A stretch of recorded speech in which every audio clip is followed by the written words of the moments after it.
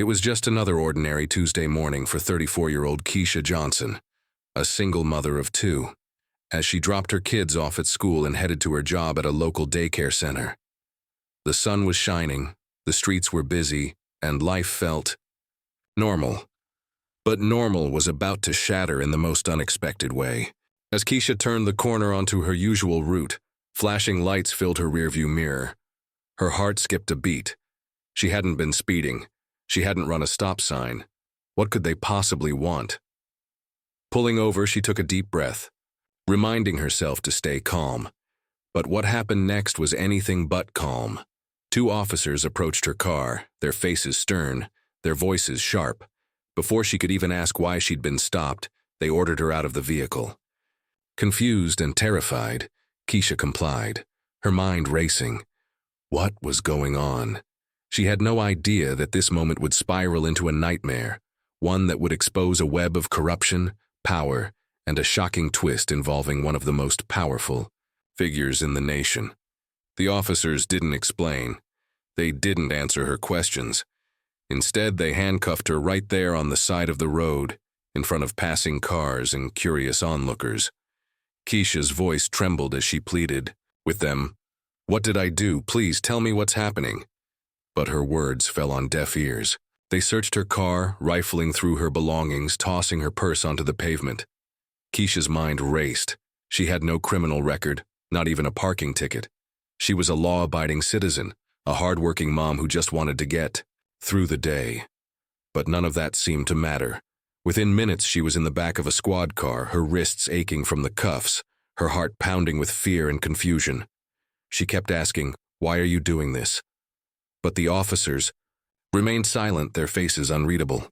Little did Keisha know, this was only the beginning of a story that would soon grip the entire nation. By the time Keisha arrived at the police station, she was in tears. She was processed like a common criminal, fingerprinted, photographed, and thrown into a cold, sterile holding cell. Hours passed, and still no one would tell her why she was there. She couldn't call her kids. She couldn't call her job. She was completely cut off from the world, trapped in a system that seemed determined to break her. But Keisha wasn't the type to give up. She knew her rights, and she knew something was terribly wrong.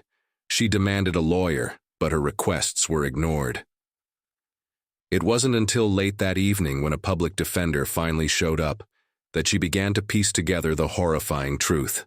The charges against her were bogus, trumped-up allegations of drug possession and resisting arrest. Keisha was stunned. She had never even seen the drugs they claimed to have found in her car. This wasn't just a mistake. This was a setup. As the days turned into weeks, Keisha's case gained traction. Her story spread through the community, sparking outrage and protests. People couldn't believe that a hard-working, innocent woman could be treated this way. But the deeper people dug, the more they uncovered about the officers involved. They had a history of misconduct, excessive force, false arrests, and even allegations of evidence tampering. Yet they had somehow managed to keep their badges. Keisha's case was just the tip of the iceberg, and it was about to blow wide open. But just when it seemed like the system might finally be held accountable, something happened that no one saw coming. On the day of Keisha's preliminary hearing, as she sat in the courtroom, nervous but determined, the doors swung open. All eyes turned to the man who walked in, a man in a sharp suit with an air of authority that silenced the room. It was none other than General Marcus Hayes, the highest-ranking official in the National Security Agency. The room erupted in whispers. What was he doing here? What did he have to do with Keisha's case, and why did he look so concerned? Keisha's lawyer leaned over and whispered, "This changes everything." But before anyone could make sense of it, General Hayes approached the bench, his expression unreadable. The judge, clearly caught off guard, asked, "General Hayes, to what do we owe this unexpected visit?" Hayes paused, his eyes scanning the room before landing on Keisha. For a moment, it felt like time stood still. Then, in a voice that carried the weight of his position, he said, "Your Honor, I'm here to provide critical information regarding this case, information that could alter its outcome entirely." The room buzzed with tension. What could he possibly know? And why was he involving himself in what seemed like a routine arrest? Keisha's heart raced as she tried to process what was happening. Was this a lifeline, or was it something far more dangerous? The judge, clearly intrigued, nodded for Hayes to continue. But before he could speak, the prosecutor jumped to his feet, objecting vehemently. "Your Honor, this is highly irregular. General Hayes has no jurisdiction here." The judge raised a hand, silencing him. "I'll allow it. Proceed, General." Hayes took a deep breath, his gaze never leaving Keisha. What he said next would send shockwaves through the courtroom and through the entire justice system. But before he could reveal the truth, the prosecutor interrupted again, this time with a bombshell of his own. "Your Honor, if I may, there's something you need to know about General Hayes' involvement in this case." The tension in the room was palpable. Keisha's future hung in the balance, and the stakes had just gotten impossibly higher. What was the connection between a high-ranking NSA official and a single mom from a small town? What secrets were about to be uncovered, and who could Keisha trust in a system that seemed determined to destroy her? The judge leaned forward, his eyes narrowing. "Proceed, but choose your words carefully." The prosecutor smirked, a look of triumph in his eyes. "Your Honor, General Hayes isn't here to help the defendant. He's here to bury her." The room erupted in chaos. Keisha's heart sank. Was this the end of her fight for justice? Or was it just the beginning of a battle no one saw coming? The courtroom was in an uproar. Lawyers, reporters, and spectators all seemed to be talking at once, their voices overlapping in a chaotic symphony of confusion and disbelief. Keisha sat frozen in her seat, her mind spinning. General Hayes, the highest-ranking NSA official, was here to bury her. How, why, she didn't even know the man. She had never met him, never spoken to him, never even seen him before today. And yet here he was, standing in the same room as her, his presence alone enough to turn her life upside down. Her lawyer, a young and determined public defender named Marcus Green, placed a reassuring hand on her shoulder. "Stay calm," he whispered. "We'll figure this out." But Keisha wasn't sure she believed him. How could they figure this out when the rules of the game kept changing? As the judge banged his gavel, demanding order, Keisha's thoughts drifted back to the beginning of this nightmare. It had all started so innocently. She had been on her way to work, just like any other day. Her kids, 8-year-old Jamal and 6-year-old Tasha, had been laughing in the back seat, arguing over who got to pick the music. Keisha had smiled, shaking her head at their antics. Life wasn't easy as a single mom, but moments like those made it all worth it. She had dropped them off at school, promising to pick them up right after work, but she never made it to the daycare center. Instead, she ended up here in a courtroom fighting for her freedom, her reputation, and her future. How had things gone so wrong so quickly? The prosecutor, a slick and polished man named Robert Hargrove, was now addressing the judge, his voice dripping with confidence. "Your Honor, we have reason to believe that the defendant is involved in activities that pose a significant threat to national security. General Hayes is here to provide evidence of this connection." Keisha's stomach dropped. National security. What was he talking about? She was a daycare worker, for heaven's sake. She spent her days changing diapers and teaching toddlers how to share. The idea that she could be involved in something so sinister was laughable, if it weren't so terrifying. Marcus Green stood up, his voice steady but firm. "Your Honor, this is outrageous. My client has no connection to any national security threats. This is a blatant attempt to intimidate and silence her. We demand to see the evidence." The judge, a stern man with a reputation for being fair but no nonsense, leaned back in his chair, his expression thoughtful. "General Hayes," he said, turning to the NSA official, "what exactly is your involvement in this case, and what evidence do you have to support these claims?" Hayes stepped forward, his posture commanding but his face unreadable. "Your Honor, I understand this is highly unusual, but the information I have is classified and of the utmost importance to national security. I request a private meeting to discuss the details." The room erupted again, louder this time. Keisha felt like she was drowning in a sea of voices, each one more confusing than the last. Marcus Green objected immediately. "Your Honor, my client has a right to know what she's being accused of. This secrecy is unacceptable." The judge held up a hand, silencing the room once more. "I'll allow the private meeting," he said, "but I expect full transparency afterward. This court will not tolerate games."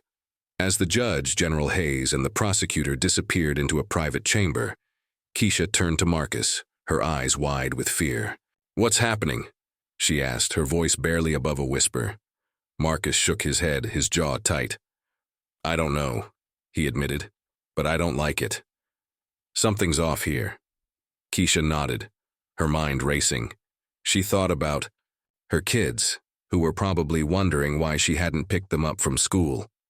She thought about her job, which she was sure she'd lose if this dragged on much longer.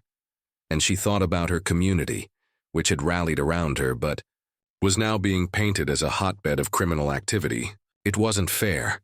None of this was fair. Meanwhile, in the private chamber, General Hayes was laying out his case. "Your Honor," he began, "the defendant's arrest is not what it seems. This isn't about drugs or resisting arrest. It's about something far bigger, a network of corruption that reaches the highest levels of government." The judge raised an eyebrow.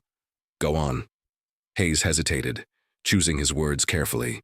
"I can't reveal too much without compromising ongoing investigations. But what I can say is that Keisha Johnson is a pawn in a much larger game. The officers who arrested her are part of a rogue unit with ties to organized crime and foreign operatives. They targeted her because she was in the wrong place at the wrong time. Or maybe because she was in the right place at the right time, depending on how you look at it." The prosecutor, Robert Hargrove, looked visibly uncomfortable. "Your Honor, this is all very dramatic, but we have no evidence to support these claims. General Hayes is overstepping his bounds." The judge held up a hand, silencing him. "I'll be the judge of that," he said sharply. Then, turning back to Hayes, he asked, "What do you propose we do?" Hayes took a deep breath. "I propose we drop the charges against Ms. Johnson and focus our efforts on the real threat. But to do that, I'll need your cooperation and your discretion." The judge leaned back in his chair, his expression unreadable. "This is highly irregular," he said finally. "But if what you're saying is true, then we have no choice. I'll adjourn the hearing for now and reconvene once we have more information." When the judge returned to the courtroom and announced the adjournment, the room exploded with questions. Reporters shouted, spectators whispered, and Keisha sat in stunned silence. What did this mean? Was she free? Or was this just the calm before the storm? Marcus Green leaned over, his voice low. "We need to talk," he said. "Something big is going on here, and we need to figure out what it is, before it's too late." Keisha nodded, her mind still reeling. She didn't know what to think anymore. All she knew was that her life would never be the same. As she left the courtroom, flanked by Marcus and a small group of supporters, Keisha couldn't shake the feeling that she was being watched. She glanced over her shoulder, half expecting to see General Hayes or one of the officers who had arrested her. But the hallway was empty, save for a few stragglers. Still, the feeling lingered. Someone was pulling the strings, and Keisha had no idea who or why. All she knew was that she was caught in the middle of something much bigger than herself, and if she didn't find a way to fight back, she might not survive it. As Keisha stepped out of the courthouse, the sunlight felt almost blinding after hours spent under the harsh fluorescent lights of the courtroom. The air was thick with tension, and the small crowd of supporters who had gathered outside erupted into cheers and questions the moment they saw her. Cameras flashed and reporters shouted over each other, trying to get her attention. "Keisha, what's your reaction to the adjournment? Do you think you'll be cleared of all charges? What do you know about General Hayes' involvement?" Keisha blinked, overwhelmed. She opened her mouth to respond, but Marcus Green stepped in, shielding her with his arm. "No comments at this time," he said firmly, guiding her through the crowd toward his car. Keisha kept her head down, her heart pounding. She just wanted to go home, to see her kids, to feel some semblance of normalcy.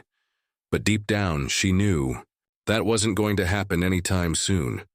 Once they were in the car and driving away from the courthouse, Marcus finally broke the silence. "Keisha, we need to talk about what's really going on here. General Hayes didn't just show up out of the blue. There's something bigger at play, and we need to figure out what it is before it's too late." Keisha nodded, her hands trembling in her lap. "I don't even know where to start," she admitted. "I mean, national security, rogue cops? This feels like something out of a movie, not my life." Marcus glanced at her, his expression serious. "I know it's a lot to take in, but if what Hayes said is true, if those officers are part of some kind of corrupt network, then this isn't just about you anymore. This is about taking down a system that's been abusing its power for who knows how long." Keisha stared out the window, watching the city blur past. She thought about the officers who had arrested her, their cold, dismissive attitudes, the way they had treated her like she was nothing. She had always trusted the police, believed they were there to protect and serve. But now she wasn't so sure. "What do we do?" she asked quietly. Marcus sighed, gripping the steering wheel tighter. "First, we need to find out who's behind this. If those cops are dirty, they're not working alone.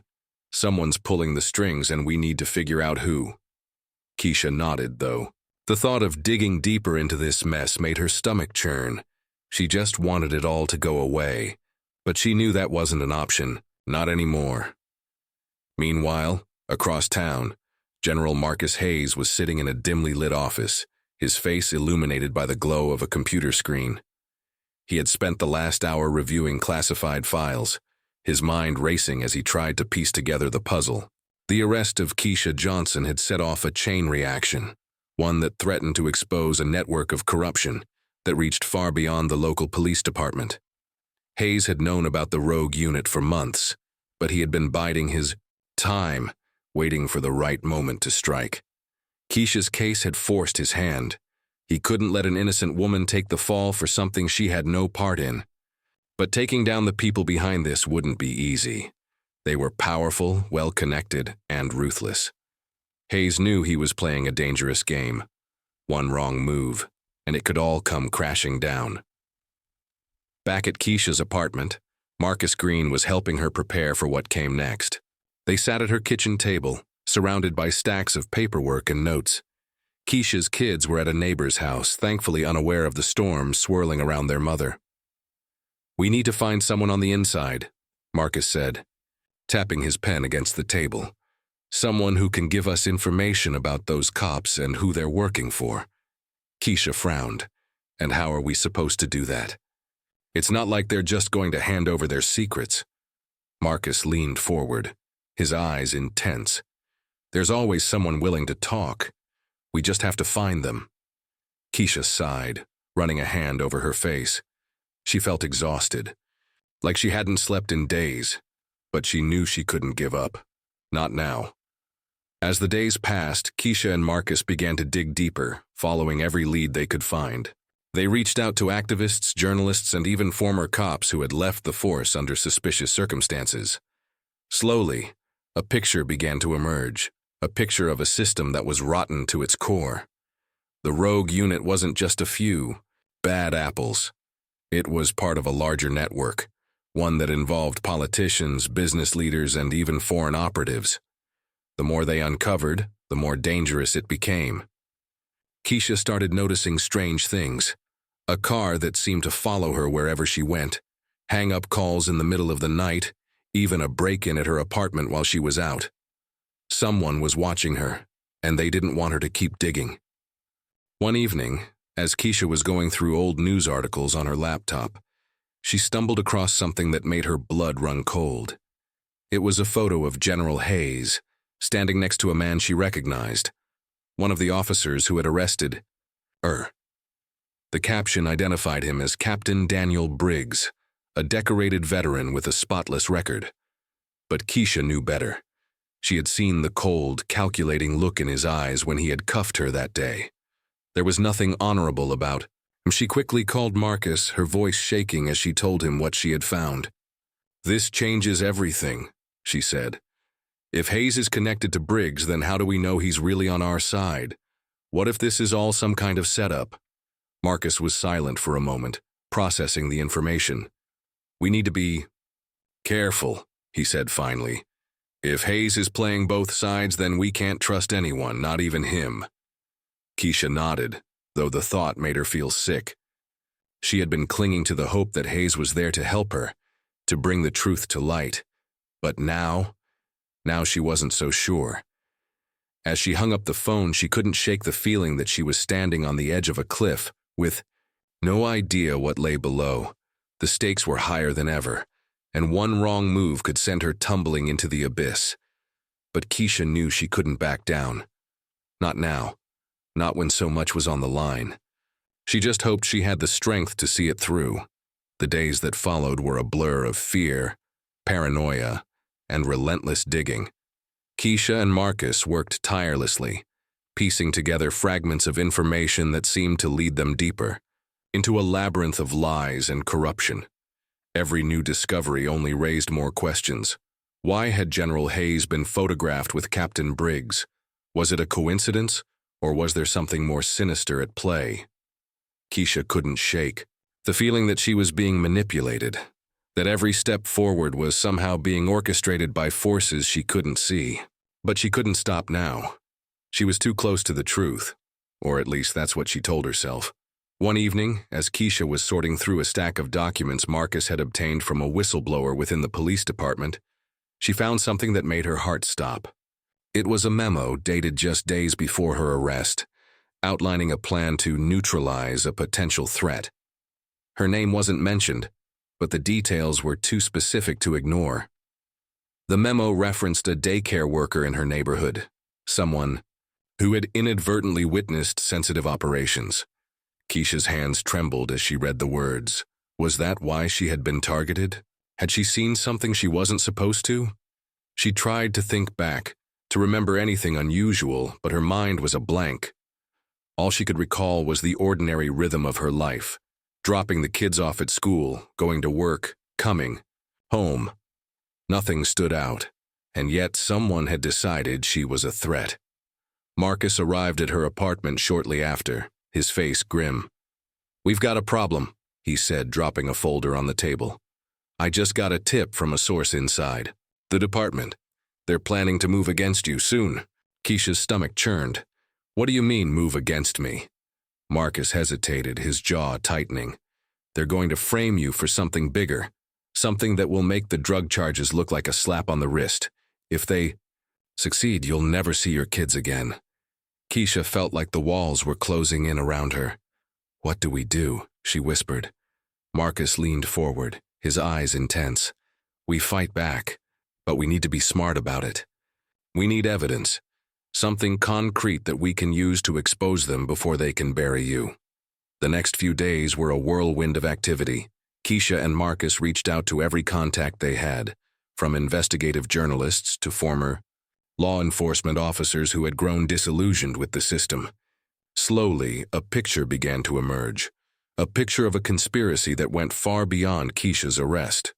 The rogue unit wasn't just a local problem, it was part of a nationwide network, one that had been operating in the shadows for years. They were involved in everything from drug trafficking to money laundering, and they had powerful allies in government and the private sector. Keisha's arrest had been a small piece of a much larger puzzle, one that threatened to unravel if the truth came out. But the closer they got to the truth, the more dangerous it became. Keisha started noticing strange things. A man in a black sedan parked outside her apartment, a drone hovering near her window, even a package left at her door with no return address. She didn't open it. She couldn't take the risk.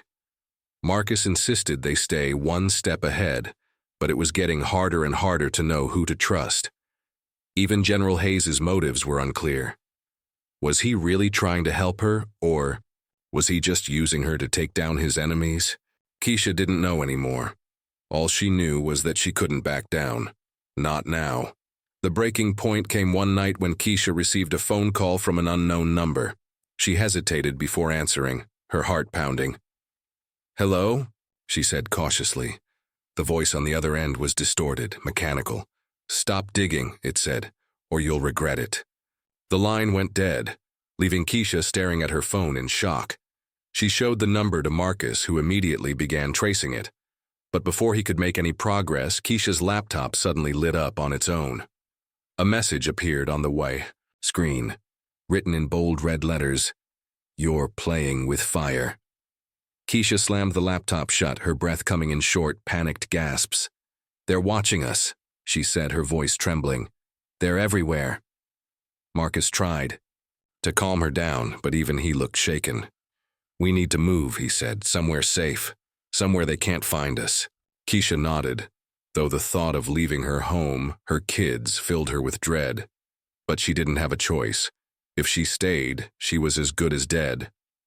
They packed quickly, taking only the essentials. As they stepped out into the night, Keisha couldn't shake the feeling that they were being watched. The streets were eerily quiet, the only sound the distant hum of traffic. They got into Marcus's car and drove off, heading for a safe house he had arranged through a trusted contact. But as they turned onto the highway, a pair of headlights appeared behind them, following at a steady distance. Marcus glanced in the rearview mirror, his expression tense. "We've got company," he said, his voice low. Keisha's heart raced as she turned to look. The car was gaining on them, its headlights blinding in the darkness. Marcus stepped on the gas, weaving through traffic, but the car stayed close. "Hold on," he said, his voice tight with determination. Keisha gripped the door handle, her knuckles white. She didn't know what was going to happen next, but she knew one thing for sure. This was far from over. The stakes were higher than ever, and the game was about to reach its breaking point. The car behind them was relentless, its headlights cutting through the darkness like twin beams of menace. Marcus gripped the steering wheel, his jaw clenched, as he swerved through the empty streets trying to lose their pursuer. Keisha's heart pounded in her chest, each turn and acceleration sending a fresh wave of panic through her. "Who are they?" she asked, her voice barely above a whisper. Marcus shook his head, his eyes darting between the road and the rearview mirror. "I don't know," he said, "but they're not here to chat." The car behind them sped up, closing the gap with alarming speed. Keisha's mind raced. Were they cops, members of the rogue unit, or something worse? She didn't want to find out. Just as Marcus was about to make a sharp turn onto a side road, the car behind them suddenly veered off, disappearing into the night as quickly as it had appeared. Keisha let out a shaky breath, her hands trembling. "What just happened?" she asked, her voice cracking. Marcus frowned, his eyes still scanning the mirrors. "I don't know," he admitted, "but I don't like it. They could be setting us up for something." Keisha nodded, though the relief she felt was short-lived. Whoever was after them wasn't going to give up that easily. They were playing a dangerous game, and the rules kept changing. When they finally reached the safe house, a small, nondescript cabin tucked away in the woods, Keisha felt a flicker of hope. Maybe here, they could regroup, figure out their next move. But as they stepped inside, that hope quickly faded. The place had been ransacked. Furniture was overturned, papers were scattered across the floor, and the windows were shattered. Someone had been here before them. Keisha's stomach dropped. "What now?" she asked, her voice barely audible. Marcus didn't answer right away. He was already moving through the cabin, checking every room, every corner. When he finally returned, his face was grim. "We're not safe here," he said, "but we don't have a lot of options. We need to figure out who's behind this, and fast." As they began to clean up the mess, Keisha noticed something sticking out from under the couch, a small black USB drive. She picked it up, her curiosity piqued. "Marcus," she called, holding it up. "What's this?" He took it from her, examining it closely. "Could be nothing," he said, "or it could be everything."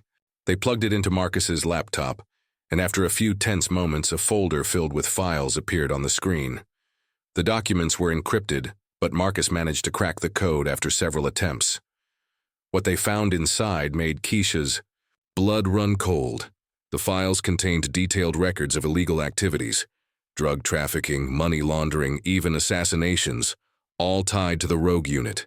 But what shocked Keisha the most was the name that kept appearing throughout the documents, General Marcus Hayes. Her eyes widened as she scanned the pages. "This can't be right," she said, her voice trembling. "Hayes is the one trying to help us, isn't he?" Marcus didn't answer right away. He was too busy scrolling through the files, his face growing paler with each passing second.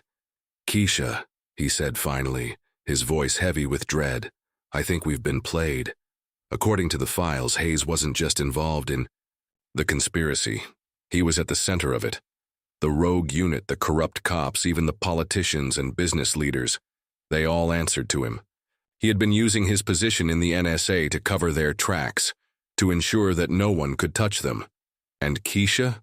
She was nothing more than a pawn in his game, a distraction to keep the public from looking too closely at what was really going. The realization hit her like a punch to the gut. "All this time," she whispered, "he was lying to us." Marcus nodded, his expression grim. "We need to get this information out there," he said. "But if Hayes finds out we have it, we're dead." Before they could make a plan, the sound of approaching vehicles shattered the silence. Keisha's heart leapt into her throat as she rushed to the window. Outside, a convoy of black SUVs was pulling up to the cabin, their headlights cutting through the darkness. Men in tactical gear spilled out, their weapons drawn. Keisha turned to Marcus, her eyes wide with panic. "What do we do?" she asked, her voice barely above a whisper. Marcus grabbed the USB drive and shoved it into his pocket. "We run," he said, pulling her toward the back door, "and we don't stop until we're safe." They burst out of the cabin and into the woods, the sound of shouting and footsteps close behind. Branches whipped at Keisha's face as she ran, her lungs burning with the effort. She could hear the men chasing them, their voices growing louder with each passing second. Marcus was ahead of her, his hand gripping hers tightly as he led her through the trees. But the woods were thick, and the darkness made it almost impossible to see. Keisha stumbled, her foot catching on a root, and she fell to the ground with a cry. Marcus turned back, his face frantic. "Keisha!" he shouted, pulling her to her feet. "We can't stop now!" As they ran, Keisha's mind raced. How had it come to this? She had started out as a single mom just trying to make ends meet, and now she was running for her life, caught in the middle of a conspiracy that went all the way to the top. She didn't know who to trust anymore. Not Marcus, not Hayes, not even herself. All she knew was that she had to survive. For her kids, for herself, for the truth. Just as they reached the edge of the woods, a figure stepped out of the shadows, blocking their path. Keisha's heart stopped. It was Captain Briggs, the officer, who had arrested her. He was holding a gun, his expression cold and unreadable. "Going somewhere?" he asked, his voice dripping with menace. Marcus stepped in front of Keisha, shielding her with his body. "You're not going to get away with this," he said, his voice steady despite the fear in his eyes. Briggs smirked, raising the gun. "We already have," he said. "And you're just collateral damage." Keisha's mind raced. This couldn't be how it ended, not like this. She thought of her kids, of the life she had fought so hard to build. She couldn't let it all be for nothing. As Briggs tightened his finger on the trigger, she braced herself for the worst. But before he could fire, a shot rang out, and Briggs dropped to the ground, his gun falling from his hand. Keisha looked up, her eyes wide with shock. Standing a few feet away, holding a smoking gun, was General Marcus Hayes. His face was grim, his eyes filled with a mixture of regret and resolve. "I'm sorry," he said, his voice low, "but I can't let this go any further." Keisha stared at him, her mind reeling. Was he here to save them or to silence them? She didn't know anymore.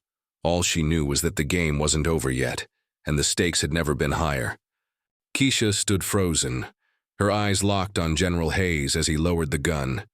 The air was thick with tension, the silence broken only by the distant sound of footsteps crashing through the woods. Briggs lay motionless on the ground, and for a moment Keisha couldn't tell if he was dead or just unconscious. Marcus stepped forward, his voice sharp with suspicion. "What are you doing here, Hayes?" he demanded. "If you think we're just going to trust you after everything we've seen, you're dead wrong." Hayes sighed, his shoulders slumping, as if the weight of the world was pressing down on him. "I know you have no reason to trust me," he said, his voice heavy with regret. "But I'm not your enemy. Not anymore." Keisha's mind raced. She didn't know what to believe. The files on the USB drive had painted Hayes as the mastermind behind the entire conspiracy. But now he was standing there, gun in hand, claiming he was on their side. "Why should we believe you?" she asked, her voice trembling. Hayes met her gaze, his eyes filled with a mixture of guilt and determination. "Because I'm the one who planted that USB drive for you to find," he said.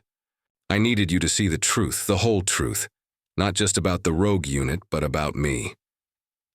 Keisha's breath caught in her throat. "What are you talking about?" she asked, her voice barely above a whisper. Hayes took a step closer, his voice low and urgent.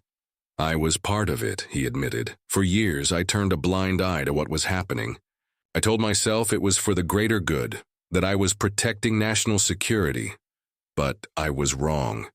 And when I realized how far it had gone, how many innocent people had been hurt, I knew I had to do something.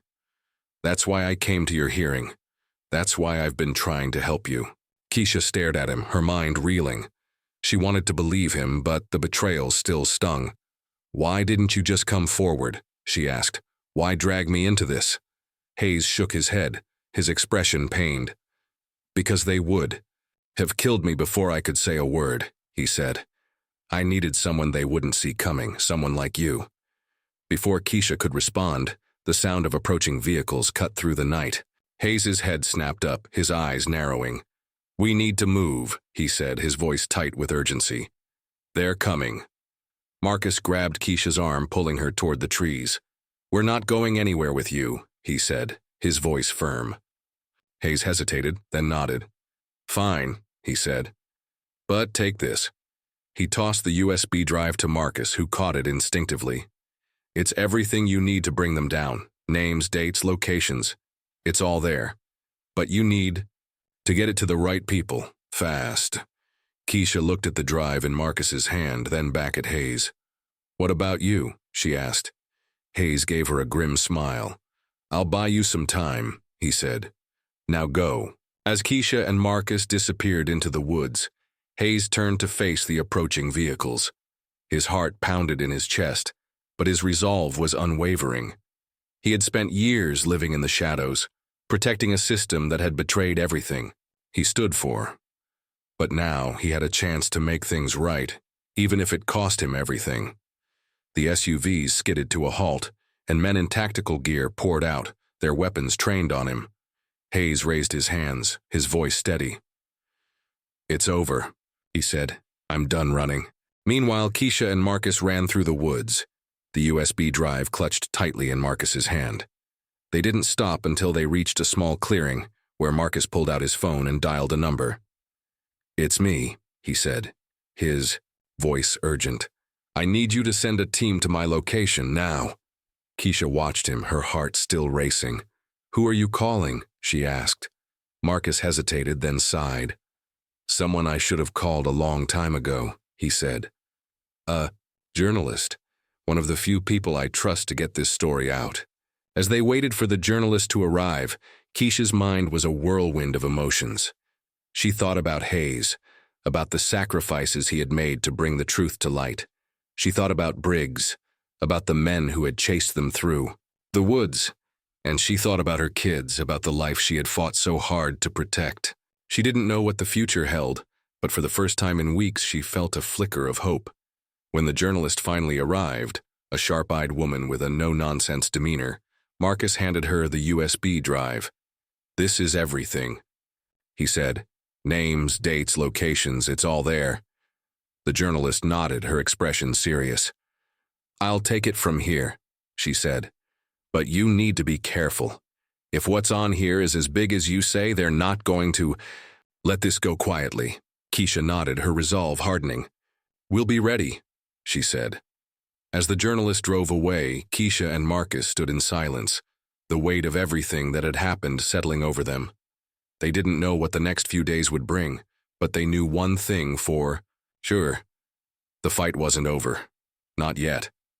And as they turned to leave, Keisha couldn't shake the feeling that they were being watched. She glanced over her shoulder, half expecting to see someone lurking in the shadows. But the woods were empty, save for the sound of the wind rustling through the trees. Still, the feeling lingered.